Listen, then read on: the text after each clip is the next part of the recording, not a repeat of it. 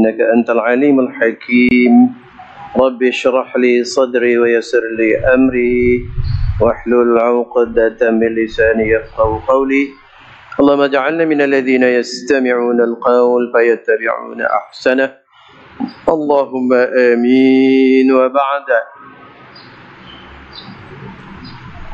Terima kasih kepada yang berbahagia, sahabat fadilah, Tuan Imam, tuan-tuan dan puan-puan, muslimin muslimat, mukminin mukminat yang dirahmati Allah sekalian. Alhamdulillah, kita sambung lagi pengajian kita yang kedua. Minta maaf itu tak boleh mai. Maklumlah, umur dah meningkat ni, kadang-kadang dia hebat, kadang-kadang tak hebat. Alhamdulillah. InsyaAllah jika diizinkan Allah Ta'ala akan sampai selalu. Dibuat katlah ni tengok keadaan lah. Kalau saya berasa letih sangat tu tak boleh mai. Berasa letih sangat. Apapun kita sambung balik berkaitan dengan tajuk kita Al-Uzlatu. Apa makna uzlah secara ringkas?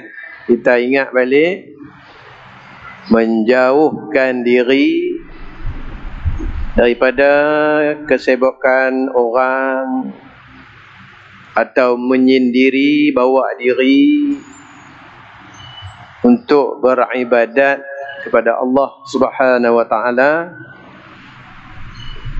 Di sana ada dua pendirian.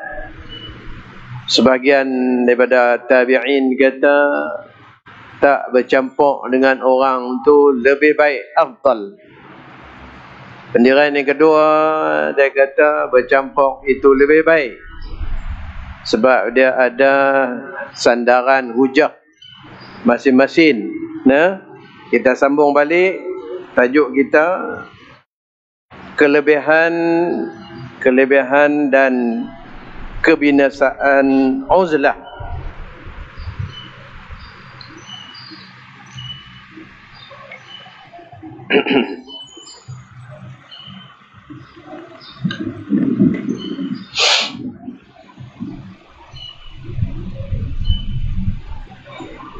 Faedah yang kedua, dengan sebab bersendirian, uzlah itu lepas daripada mengerjakan maksiat yang datang pada ghalibnya itu dengan sebab bercampur dengan manusia.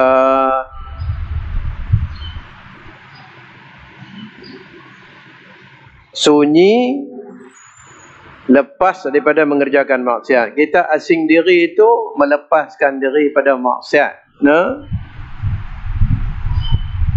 Kalau kita campur dengan orang ni macam-macam. Lepas tu dia kata di sini, dengan sebab beruzlah itu lepas daripada mengerjakan maksiat yang datang pada ghalibnya dengan pencampuran tu. Dengan sebab campuran dengan manusia, iaitu ada 4. Saya ulang balik sikit. Pertama, al-ghibah, mengumpat. Bila bercampur ni, hak tu dia ada lah. Kita orang Melayu ni kadang-kadang dia terlupa kata dia tu orang Islam. Yakni mengumpat manusia, dan makna mengumpat itu iaitu mengata kejahatan manusia pada ketika ia ghaib, dia tak ada dalam majlis tu. Jika ia mendengar akan perkataan itu, nescaya tiada ia suka, hukum dia haram lagi berdosa. Kita jumpa kawan-kawan duk beka perihal orang lain, keburukan orang lain. Pada ketika dia tak ada, kalau dia ada, dia dengar, memang dia kecil hati. Dia akan jauh hati. Hukum dia haram lagi bermaksiat. Yang kedua, riya. Ibadat yang tak ada riya ni ibadat puasa kan? Ni nak main Ramadan dah, hujung bulan 4 ni. Riya tidak wujud dalam ibadat kita berpuasa. Ibadat lain semua sangkut. Yakni melihatkan ibadatnya itu kepada manusia supaya dipuji oleh manusia, atau supaya dimuliakan dia oleh manusia. Dah dipuji, dimuliakan dia, atau supaya mendapat ganjaran harta yang banyak, atau supaya mendapat kemegahan, atau sebagainya. Benda yang membawa kepada kebinasaan ibadat, hukumnya haram. Mayang nak bagi orang puji bukan kerana Allah Ta'ala. Lafaz niat punyalah hebat. Usalli fardal maghribi salasa raka'atin ma'muman lillahi ta'ala. Cantik dah. Niat pentah dah. Mayang maghrib 3 rakaat ikut tu imam. Tapi nawaitu bagi orang tengok, oh hebat dia tu semayang. Nawaitu niat bagi orang puji dia. Ataupun dia buat sesuatu untuk mendapat balasan. Yang ketiga, as-sukutu 'anil amri bil ma'ruf. Yang ketiga, bila tengok benda baik, dia tak galakkan orang lakukan. Macam kita main semayang ni, ajaklah orang main semayang. Kita main seorang-seorang, anak-anak tak bawa, isteri tak bawa, jiran pun kita tak ajak. Dia kata as-sukutu 'anil amri bil ma'ruf. Diam daripada melakukan benda yang ma'ruf. An dalam bahasa Arab tu, saya selalu duk habaq, kita tinggal benda baik. An makna min lain, ala lain, ila lain. Tapi kalau an, kita tinggal. Benda tu sangat baik. Ajak orang buat baik. Ajak orang main mengaji Quran. Ajak orang main majlis tahlil. Itu semua baik belakang. Dia kata as-sukutu 'anil amri bil ma'ruf wan nahy 'anil munkar. Tengok benda mungkar, biar pilah masing-masing lah. Masing-masing perahu.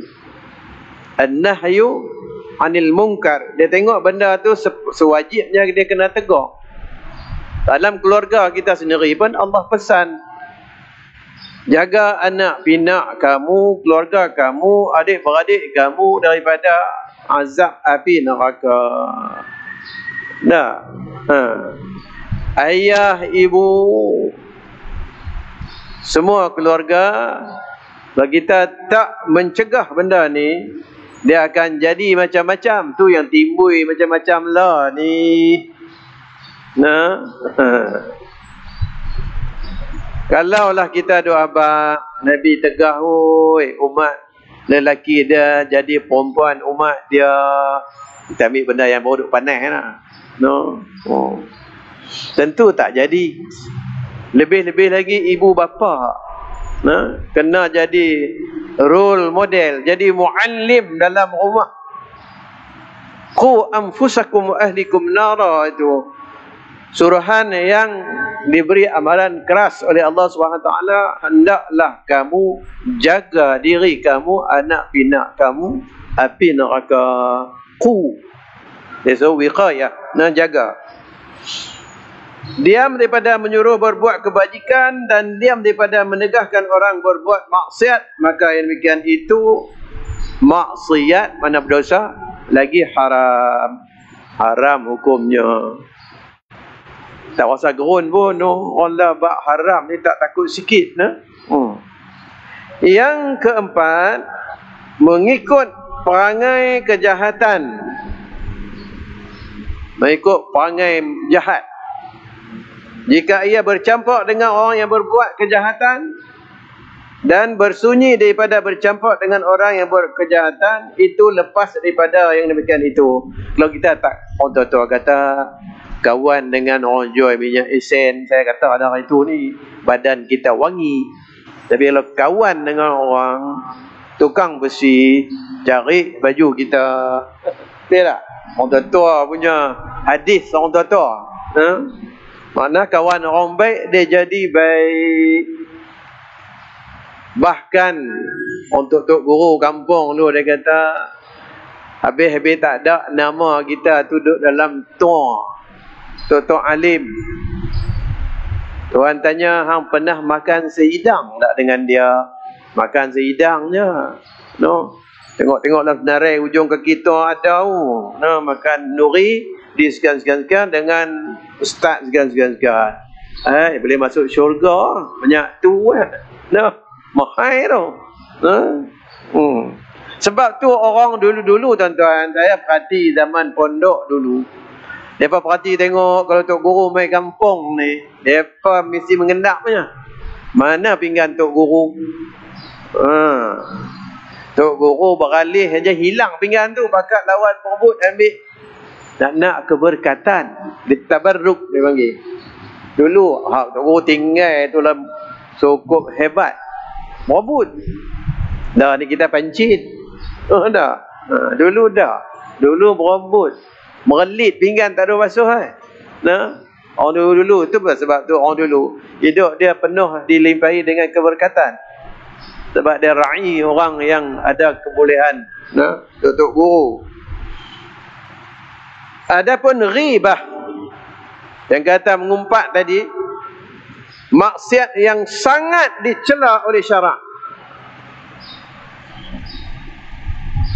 Dan lagi ditegah oleh Allah Subhanahu wa ta'ala dan Rasulnya. Dan Allah menyerupakan, buat tamsil, perbandingan, tashbih dalam ngaji ilmu alat Islam ni, ilmu balaghah, dia kata tashbih. Contoh dalam bahasa Arab, ra'aitu bahran fil masjid. Aku tengok laut dalam Masjid Zahir. Apa laut duduk dalam masjid ni? Nah. Ra'aitu aliman. Aku tengok orang alim. Alim dia tak mana? Luas macam laut tak bertepi tu.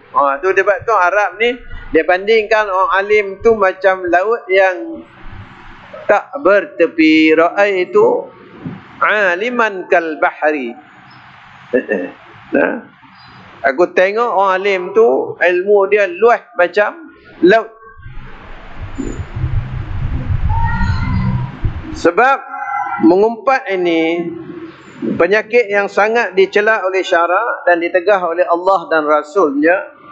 Dibandingkan kita dengan orang mengumpat tu sama dengan kita makan daging saudara kita yang telah mati. Beratlah tu. No. Wala yaghtab ba'dukum ba'da, dan janganlah kamu antara kamu mengumpat dengan setengah yang lain.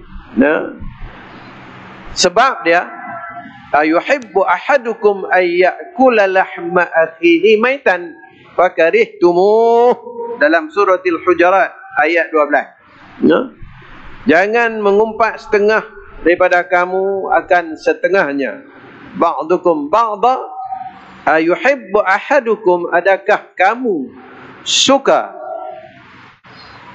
ayyakula, bahwa kamu memakan lahma akhihi, daging saudaranya, maitan, yang telah mati, fakarihtumuh, makanya selera kita kata aku luat dengan makan bangkai, makan daging mayat. Beratlah tuan-tuan orang mengumpat ni. Allah perbandingkan kita macam makan daging saudara kita yang telah mati. Berat sangat-sangat mengumpat ni. Tu pun orang tak takut, no, seronok lah ni. Lah dia panggil apa? Persepsi. Dia guna ubah. Pasal mengumpat tu lah. Andaian, dulu andaian sebelum tu. Mengandai kawan tu begini, kawan ni macam tu. Lah ni dia kata persepsi. Mana mengumpat lah tu. Jadikan fitnah kan. Bila ngumpat jadi fitnah. Bila fitnah tu buruk pada bunuh orang. Kalau benda tu betul sekalipun, Sepatutnya benda tu bukan boleh dihebah-hebah. Tengah tuan dia, walau dia buat baik, dia tak suka orang cerita kebaikan yang dia buat. Cuma dia nak orang contohi dia. Hak tu dia nak. Dia tiru macam saya. Nah, hak tu tak apa. Nah. Dan Nabi SAW peringat kat kita dalam sabda baginda, iyyakum wal ghibata. Ingat-ingat oleh kamu wahai umatku yang berkaitan dengan mengumpat. Fa innal ghibata, maka sesungguhnya mengumpat itu asyaddu, tersangat besar dosa dia, minaz zina, daripada dosa berzina. Mengumpat tu besar daripada dosa zina. Berzina tu pun dosa besar dah. Orang kata lah, bukan kata zina, sumbang mahram. Nak elok juga. Allah sebut dalam Quran zina tu, zina lah. Dia kata sumbang mahram, carilah buka kamus dewan. Apakah lain perkataan yang boleh ganti pada zina? Sumbang mahram, rasa tak besar sangat dosa, rasa tak pedih, no?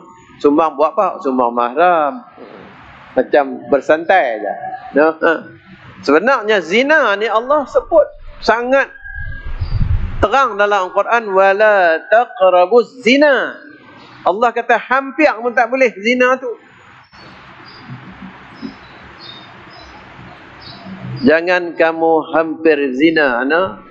Pasal zina itu sa'a sabila, jalan yang sangat dikutuki oleh Allah Subhanahu wa ta'ala. Wala, Allah kata wala taqrabuz zina fa innahu nakfahishah, buruk, no?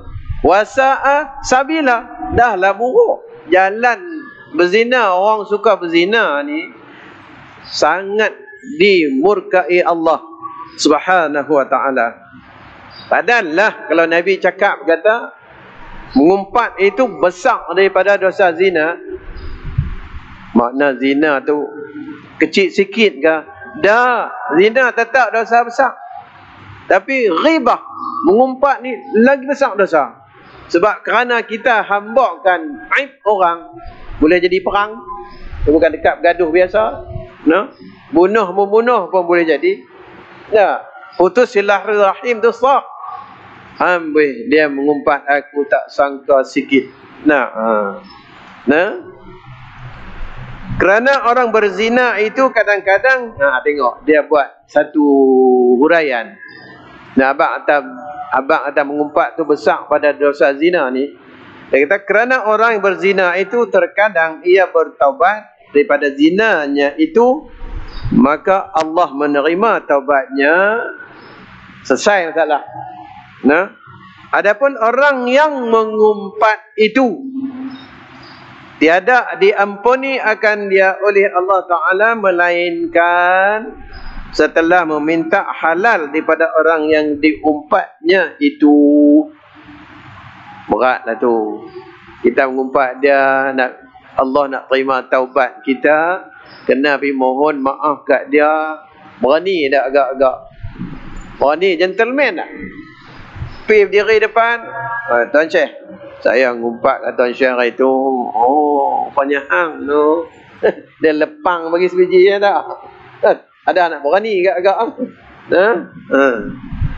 Dia kata Allah akan mengampunkan dosa orang yang mengumpat itu setelah dia dapat meminta keampunan daripada orang yang diumpatnya itu. Seperti sabda Nabi SAW, inna sahibal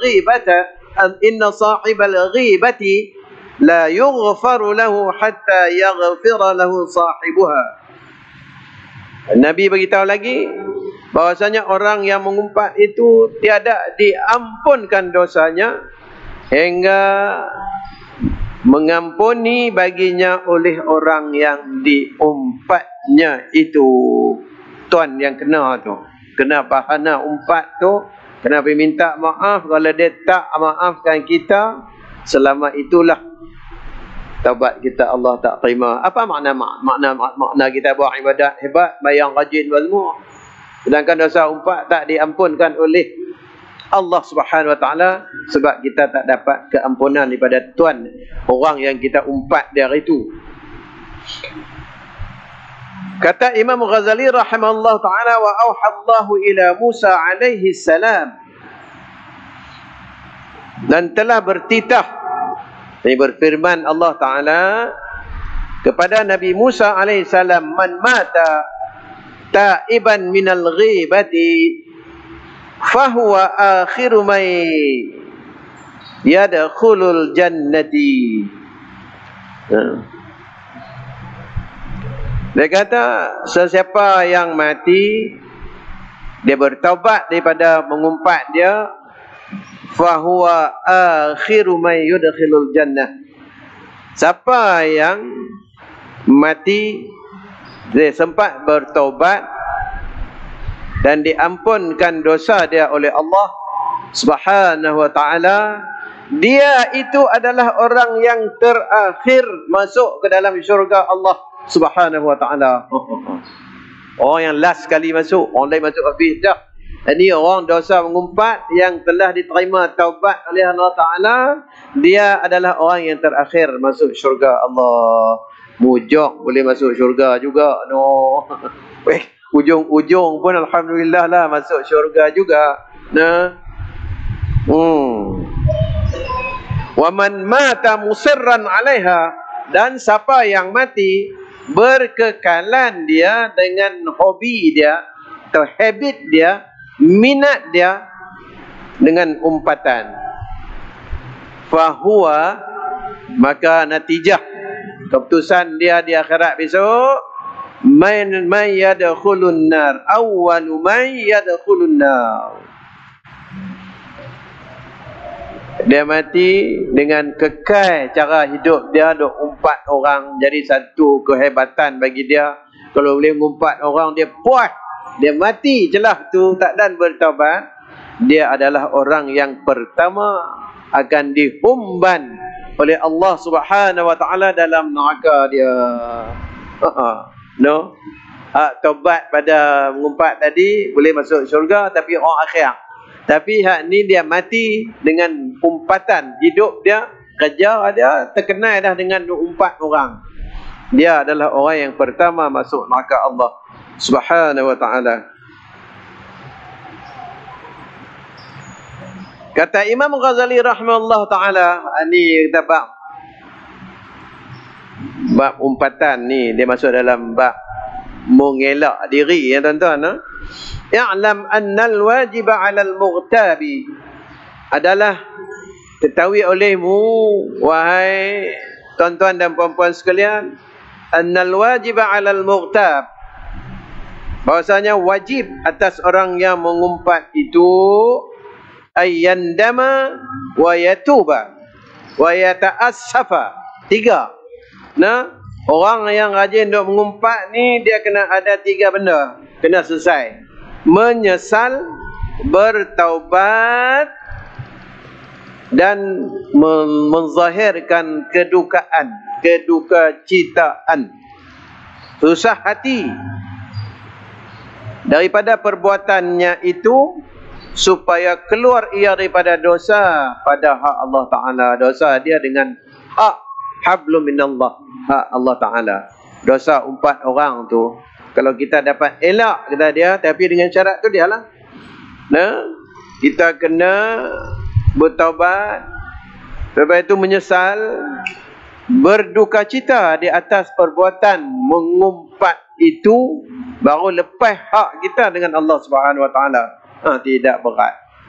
Pipi timbang-timbang berat dosa mengumpat Allah. Nah, kemudian maka meminta halal, yakni meminta maaf daripada orang yang diumpat itu, supaya menghalalkan ia akan dosa mengumpatnya itu. Maka keluarlah ia daripada zalimnya itu. Orang mengumpat kat orang ni masuk dalam kategori orang yang melakukan kezaliman. Berat ya Allah. Nah. Dan kata Hasanul Basri rahimahullah ta'ala, yakfihi al-istighfaru dunal istihlal. Syekh Hasanul Basri rahimahullah ta'ala, dia kata, memadailah orang yang mengumpat itu bertaubat dan mengucap istighfar, tiada berkehendak kepada minta halal kepada orang yang diumpat. Ini pendirian yang lemah, tak kuat. Dan kata Imam Ghazali rahimahullah ta'ala mengambil dalil daripada hadis diriwayatkan oleh Anas bin Malik. Katanya, qala Rasulullah sallallahu alaihi wasallam kafaratu man igtabatahu an tastaghfira lah. Itu dia berdasar pada hadis tu. Hadis Nabi SAW, kifarah orang yang engkau umpat akan dia itu bahawa engkau minta ampun baginya kepada Allah Ta'ala. Oh, selesai. Dosa mengumpat itu memadalah ia taubat akan Allah Ta'ala dan meminta ampun kepada Allah Ta'ala bagi orang yang diumpatnya. Maksud daripada apa yang diucapkan oleh Hasanul Basri tadi. Tetapi perkataan ini dhaif. Mengumpat orang masuk balik duduk tertikak jadah, berdoa apa semua, astaghfirullahalazim, astaghfirullahalazim min kulli dhanbin azim wa atubu ilaih. Tak jadi. Tak cukup. Cukup. Kalau macam tu sedap mengumpat lah. Ngumpat-ngumpat boleh istighfar, taubat banyak-banyak. Esok ngumpat pula. Ini pendirian ni dia kata lemah. Maka yang mu'tamad adalah tak dapat tiada taubatnya itu melainkan bahawa dia meminta halal daripada orang yang diumpat. Itu tak dapat tidak. Kena pi tabi dengan orang yang kita mengumpat. Tetapi jikalau tiada dapat meminta halal daripadanya sebab orang yang diumpat itu telah mati. Nabi minta ampun tak boleh, mati pindah. Ataupun dia pindah, cari tak jumpa, tak tahu pergi mana. Carilah, melilau kita, mana si Anu tu yang aku dah umpat dia. Ditanya di kampung tu, sekampung dia tak ada, pindah lama dah. Kami pun dia tak habaq pindah pergi mana. Kena cari tuan-tuan. Maka memadailah, barulah masuk dalam kaedah yang tadi ni yang kata dhaif tu. Memadailah ia taubat akan Allah Ta'ala serta perbanyakkan mengucap istighfar bagi orang yang diumpatnya itu. Baru hak tu baru nombor 2. Yang muktamad kena pergi minta maaf kat dia, halal kat dia umpatan yang kita umpat kat dia tu. Baru taubat kita Allah terima. Kalau tidak, hak kita dengan manusia pun tak lepas, hak kita dengan Allah Ta'ala pun tak lepas. Sangkut dua-dua. Adapun riak, iaitu maksiat di dalam hati. Riak ni dia bukan jadi ketui di luar. Dia tersembunyi dalam hati kita. Yang membinasakan ibadat kita. Seperti firman Allah Subhanahu Wa Taala dalam surah Al-Ma'un ayat 4 sampai 6. Tu imam kita selalu duk baca tu. Fawailul lil musallin, celakalah orang yang bersemayang, alladzina hum an salatihim sahun. Tengok ayat Quran, ayat dalam jumlah bahasa Arab. Kalau dia kata an salatihim sahun tu, alladzina hum, orang yang mereka itu an salatihim sahun, menunaikan semayang dengan keadaan lalai. An tu lil matruk, kena tinggal sungguh, ngadap qiblat, diri tegak atas jadah tu. Allah sangat dekat dengan kita. Fokus kita kepada ibadat solat. Tinggal semua kelalaian yang lain. Duk ingat dunia, duk ingat macam-macam. Itu Allah abadikan ayat ni dalam surah Al-Ma'un untuk kita belek-belek tengok. Celakalah orang yang semayang, mereka itu semayang dengan keadaan lalai. Alladzina hum yura'un. Dah lah lalai. Lepas tu nawaitu semayang nak bagi orang tengok. Semayang nak bagi orang tengok. Macam kita lah.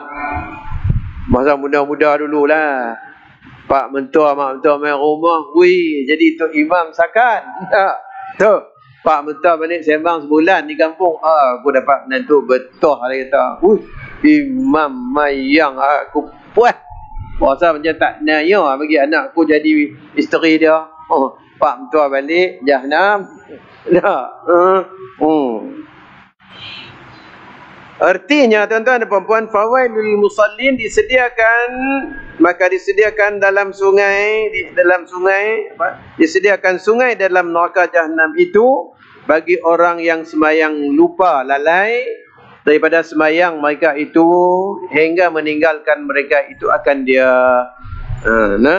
dan mereka yang riak di dalam ibadat masuk dalam kategori yang sama. Jadi tuan-tuan dan puan-puan yang dirahmati Allah sekalian, bila sebut neraka, Nabi kata apa? Dalam sabda baginda, ta'awwadhu billahi min jubbil hasan. Qalu, wa ma huwa ya Rasulullah? Qala wadin fi jahannam, yata'awwadhu minhu jahannam kulla yawmin mi'ata marrah. Qila ya Rasulullah, wa man yadkhuluh? Qala al-qurra'ul mura'una bi'a'malihim.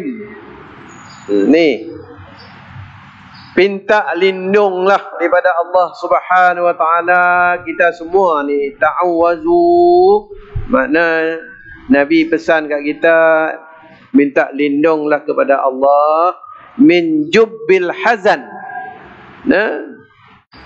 Qalu, para sahabat ni ingin tahu. Qalu, wa ma huwa ya Rasulullah?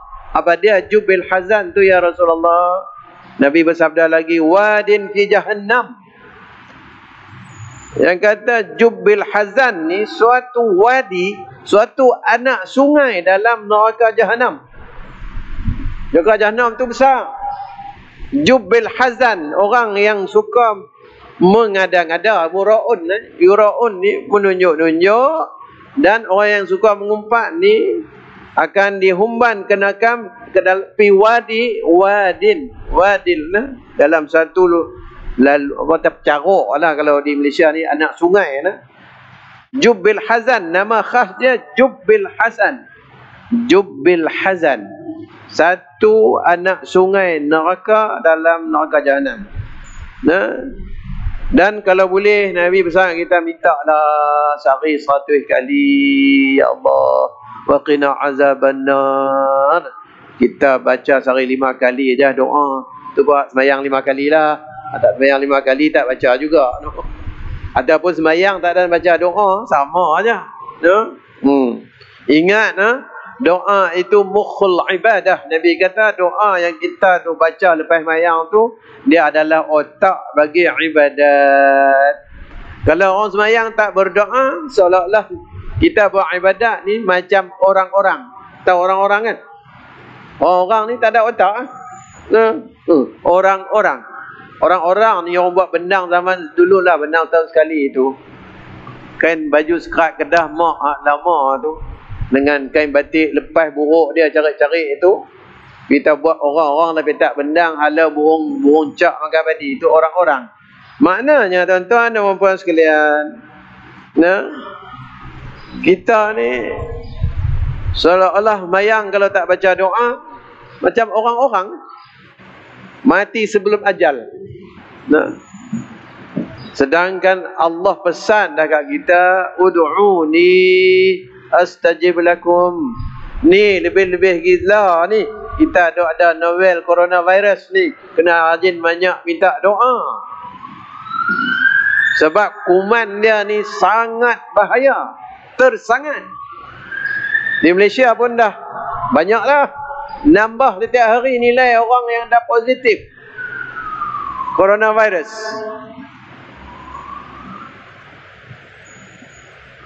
Saya ada penantu anak di Kuala Lumpur bahagian perubatan ni. Dia kata nak main Kuala Lumpur, dia kata pergilah beli tapis hidung tu, mask tu. Habis saya tengok dipendang habis. Saya pusing last start tadi dengan orang perempuan, licin satu pun tak ada, licin. Pakat belilah, angkat beli panik. Habis. Lepas ni pula dia kata jaga jangan buat pembelian panik. Ikan sardin buang 6 bulan stok. Pasal tak tentu lah. Banyak negara di Australia habis dah tutup supermarket. Ikan sardin tak ada. Agak-agak tuan-tuan larat nak beli ikan sardin 6 bulan punya stok ni. Yang paling murah apa? Beli stok yang kita agak boleh kita tak teruk. Agak-agak pada garam. Beli ikan sardin mahal. Beli garam banyak. Di rumah. Garam tu minum air dia. Saya ingat zaman saya budak-budak lauk tak ada. Mak bancuh yak garamnya. Dalam santan. Sedap makan nasi habis periuk. Anak saya pesan jangan buat pembelian panik. Yang tadi Kuala Lumpur habis barang-barang. Beli. Lepas takut tak ada dalam pasaran. Di Australia tutup dah gedung-gedung besar. Tu ada 80 lebih negara dah dilanggar oleh coronavirus ni. Itu saya cakap dah, ini bukan satu kebetulan. Memang bahana dia jadi benda ni adalah hasil pada usaha manusia itu sendiri. Allah meterai macam tu dah. Apa yang jadi ini bukan satu kebetulan saja. Allah nak bencanakan kita, nak musibahkan kita sebenarnya sebab daripada usaha tangan manusia itu. Bima kasabat aydin nas zahara al-fasadu fil barri wal bahri. Berlakunya kerosakan di muka bumi dan di lautan adalah tangan manusia itu sendiri. Kita buat banyak salah dengan Allah Ta'ala. Allah hantar kumannya, tepih tak ada lah. Kena aja, bungkui. Si A tu ada, didapati, dia dah kena dah virus. Kita pergi beratuh dia aja, sangkut kita. Beratuh. Lepas itulah ni, bagi salam, jangan bersalam. Dipesan macam tu. Assalamualaikum. Jangan salam. Kita kan selalu bila jumpa kawan kita, kenal ke tak kenal, di rumah kenduri, di mana-mana, kita akan salam, peluk, cium kan. Lah ni, saya pun cakap dengan anak saya semalam. Dia kata, Baba sekarang ini bagi salam tapi jangan bersalam. Takut dia tu pembawa. Nak beritahu kan? Sedangkan benda tu dulu macam di Mekah lah. Umrah, sunyi sepi. Dengar tadi saya tengok, buka balik dah. Boleh dah. Tadilah. Mereka pun bimbang. Sebab kalau wabak ni, Islam ajak kita lari macam takut dengan singa dan rimau. Takut wabak, jangan pergi cari.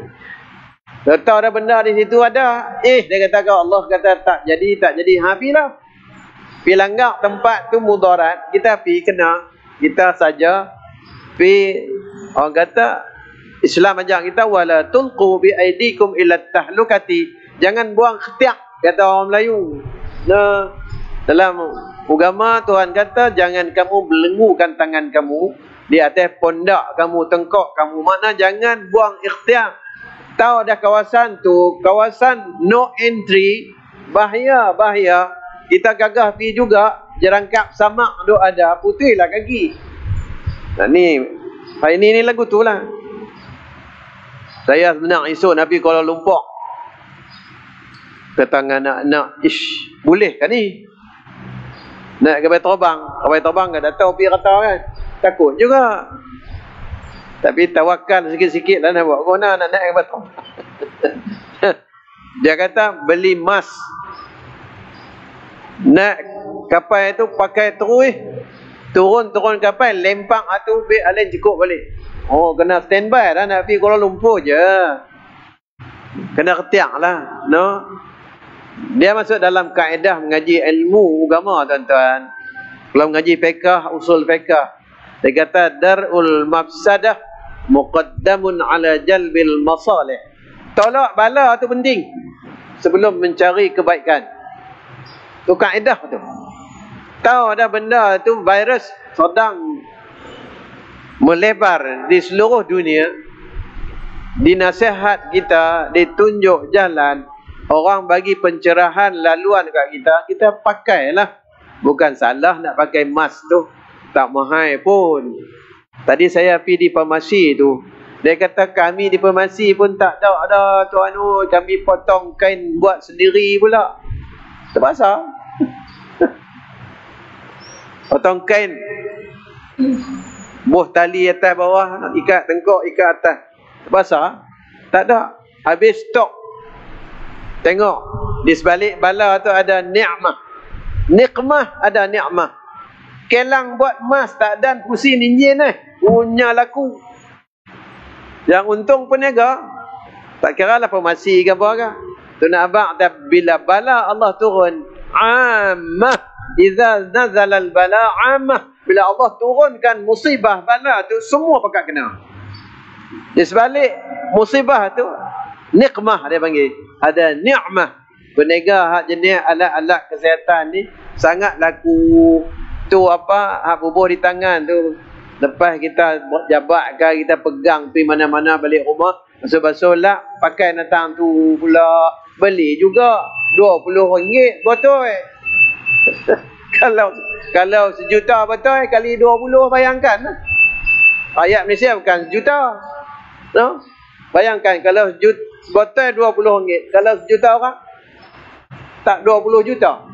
Gaya sekelip mata dengan virus ekor. Virus main sikit, habis. Hak basuh tangan, hak cuci tangan, hak pakai di mulut, di hidung, habis. Saya pergi di Pakar Puteri, dia kata tak ada ubat. Tu tak haru tu. Tak ada ubat. Buat sekat lah. Lepas ketiak macam-macam tu, alhamdulillah lah. Yang kena ni 20-30 orang lega, terus boleh keluar balik. Syukur alhamdulillah. Tapi bahana hak ni kita tengok dari segi kualiti dan kuantiti, ramai yang kena non-Muslim, orang Islam. Tapi tu dia lah, bila bala turun pakat kena belakang, ingat dengan berat je. Itu yang saya tengok China punya ni, dia tangan asyhadu an la ilaha illallah, beribu masuk Islam dengan kerana virus corona. Tu kata Allah ni nak bagi hidayah dan taufik macam-macam. Dia bagi sakit dulu hana, pakat menuru masuk Islam. Dan kita baca padan muka dulu pada bunuh ingat orang Cina Islam di China, kita akan kata macam tu.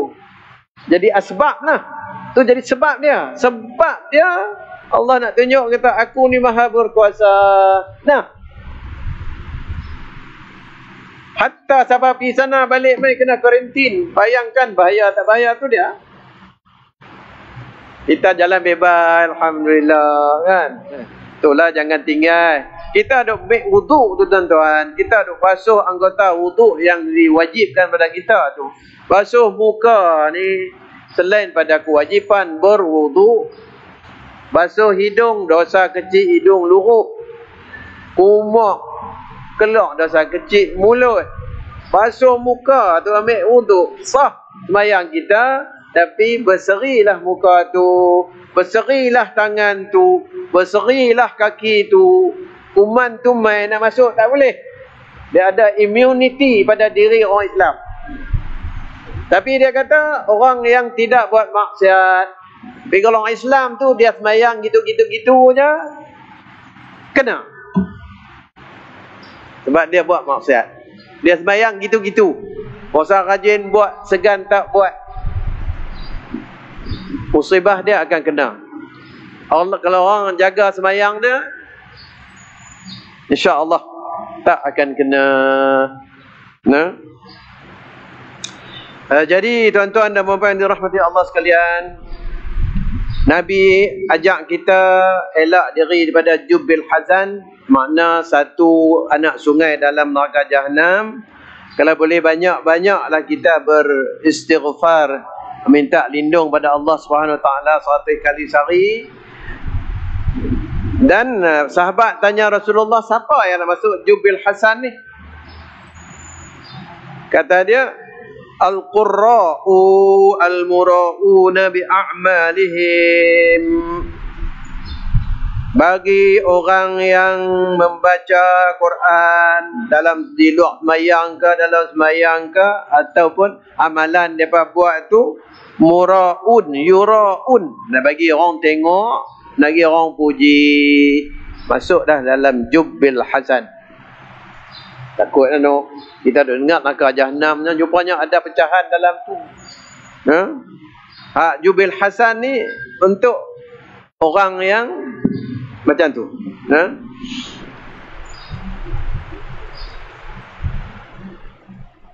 Kita dah masuk Aisyah dalam 8.45, 5 minit lagi habis qoman. Kita berhenti dekat tu lah. Ambil lagi satu. Kita akan masuk faedah yang ketiga. Bersunyian atau bersendirian itu lepas pada fitnah, dan lepas daripada bantahan, dan lepas daripada perkelahian, dan dapat menjaga agama kita. Jadi tuan-tuan dan puan-puan, kita tanggung dan kita tangguh pada minggu berikut. Untuk pengetahuan Tuan Imam dan tuan-tuan dan puan-puan muslim-muslimat sekalian, saya tak ada kot minggu depan. Saya ada di Kuala Lumpur. Mungkin malam yang sama macam ni saya tak main lah. Esok saya pergi Kuala Lumpur. Saya balik tak balik tu lepas hari Jumaat tu.